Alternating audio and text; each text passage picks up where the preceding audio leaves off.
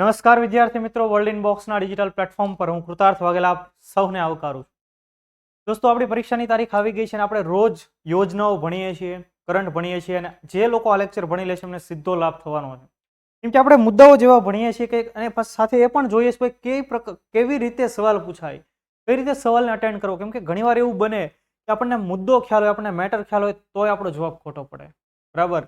તો ખાસ આપણે આજે એક પ્લેટફોર્મ ભણવું છે, હર સ્ટાર્ટ પ્લેટફોર્મ। તો મેં તમને આ મુદ્દો ઓક્ટોબરની અંદર ભણાવી દીધેલો છે। કેમ ઓક્ટોબરમાં? તો કે ત્યારે પણ આ ચર્ચામાં રહેલું હર સ્ટાર્ટ પ્લેટફોર્મ યાદ રાખજો, આ મુદ્દો પૂછાશે, આ મેટર પૂછાશે, આ યોજના પૂછાશે, બરાબર। તો જોઈએ આપણે ખાસ કે ક્યારે એને લોન્ચ કરવામાં આવ્યું, શું છે વગેરે। હર સ્ટાર્ટ પ્લેટફોર્મ, હવે તાજેતરમાં હર સ્ટાર્ટ પ્લેટફોર્મનું ઉદ્ઘાટન કરવામાં આવ્યું હતું। કોણે કર્યું આનું ઉદ્ઘાટન? તો કે union minister of state, independent charge, કેન્દ્રીય મંત્રી પણ સ્વતંત્ર હવાલો જેને મળેલો છે એ વ્યક્તિ, વિજ્ઞાન અને ટેકનોલોજી મંત્રી, બરાબર। કેન્દ્ર કક્ષાના વિજ્ઞાન અને ટેકનોલોજી મંત્રી, પરંતુ રાજ્ય કક્ષાના મંત્રી જેને સ્વતંત્ર હવાલો સોંપવામાં આવેલો છે તેવા મંત્રી, જેનું નામ છે ડોક્ટર જીતેન્દ્ર સિંહ, બરાબર। એમણે તાજેતરમાં હર સ્ટાર્ટ પ્લેટફોર્મનું ઉદ્ઘાટન કર્યું હતું।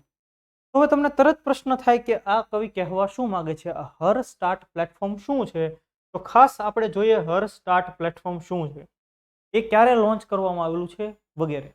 તો જુઓ, ઓક્ટોબર 2022, મેં તમને કીધું ને, મેં તમને ઓક્ટોબરમાં એ મુદ્દો ભણાવ્યો। ઓક્ટોબર 2022ની અંદર જ્યારે રાષ્ટ્રપતિ દ્રૌપદી મુર્મુજી મહામહિમ જ્યારે ગુજરાતની મુલાકાત આવે છે ત્યારે એમના દ્વારા ગુજરાત યુનિવર્સિટીની અંદર એક આખો કાર્યક્રમ યોજાય છે અને ત્યાં આ હર સ્ટાર્ટ પ્લેટફોર્મ લોન્ચ કરવામાં આવે છે। તો હર અને સ્ટાર્ટ એનો મતલબ શું કે આમાં કંઈક મહિલા મંડળની વાત છે અને કંઈક સ્ટાર્ટઅપની વાત છે? તો કે હા। તો ઇન શોર્ટ, જે પણ નવા સ્ટાર્ટઅપ કે મહિલાઓ દ્વારા શરૂ કરવામાં આવેલા છે, એનો મતલબ કે જે વુમેન એન્ટરપ્રેન્યોર છે, મહિલા ઉદ્યમી છે, એમના માટેનું આખું આયોજન એટલે હર સ્ટાર્ટ પ્લેટફોર્મ, જેને ક્યારે લોન્ચ કરવામાં આવ્યું હતું? ઓક્ટોબર 2022માં, જેનું તાજેતરમાં કેન્દ્રીય મંત્રી ડોક્ટર જીતેન્દ્ર સિંહે એનું ઉદ્ઘાટન કર્યું। ક્લિયર થયો આખો મુદ્દો? તમે જુઓ, આ ઓક્ટોબર માસનો આખો ફોટો છે।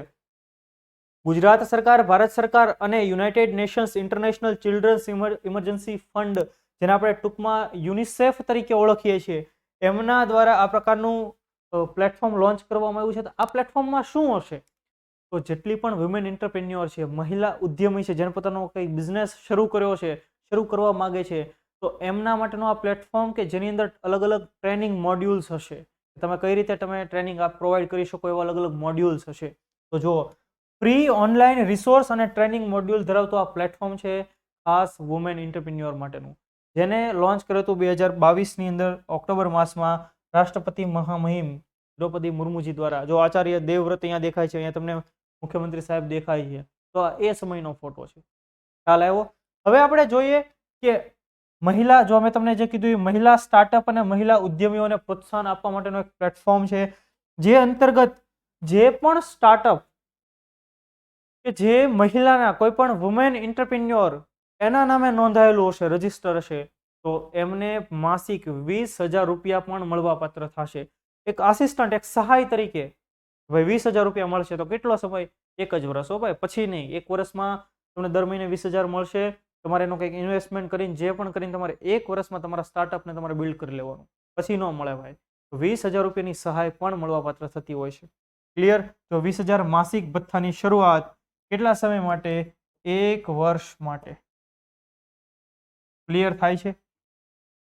હવે આપણે જોઈએ કોના દ્વારાનો આ ઇનિશિયેટિવ કોનું છે? તો કે Gujarat university startup and entrepreneurship council, જેને આપણે ગુસ્સેક તરીકે ઓળખીએ છીએ, Gujarat university startup and entrepreneurship council, એના દ્વારા આખું ઇનિશિયેટિવ શરૂ કરવામાં આવેલું છે હર સ્ટાર્ટઅપ પ્લેટફોર્મ। મુદ્દો ક્લિયર થાય છે? જો આવું કોઈ નેશનલ ન્યૂઝ જ્યારે હોય, રાષ્ટ્ર લેવલે જેની નોંધ લેવામાં આવે, રાષ્ટ્રપતિ સ્વયં ગુજરાતમાં આવીને ઉદ્ઘાટન કરે, એટલે આ મુદ્દો યાદ આપણે રાખી જ લેવો પડે, અહીંયા જ યાદ રાખી લેવો પડે, હર સ્ટાર્ટઅપ વગેરે ભૂલાવવું જ ન જોઈએ ક્યારે। ક્લિયર થાય છે? તો આ ખાસ આપણો આજનો પ્રોગ્રામ ઉદ્દેશ્ય તમને ખ્યાલ આવી ગયો, મહિલા ઉદ્યમી માટેનું ખાસ પ્લેટફોર્મ કે જેમાં ફ્રી રિસોર્સિસ હશે, કેમ ટ્રેનિંગ આપવી, ટ્રેનિંગ સંબંધિત રિસોર્સિસ હશે ફ્રી માટે, ફ્રી ઓફ કોસ્ટ, પણ માત્ર મહિલા ઉદ્યમીઓ માટે. તો આ હતું હર સ્ટાર્ટ પ્લેટફોર્મ. તો ફરી પાછા નેક્સ્ટ લેક્ચરમાં કોઈ નવા મુદ્દા સાથે ભેગા થઈએ. ત્યાં સુધી જય હિન્દ, જય ભારત.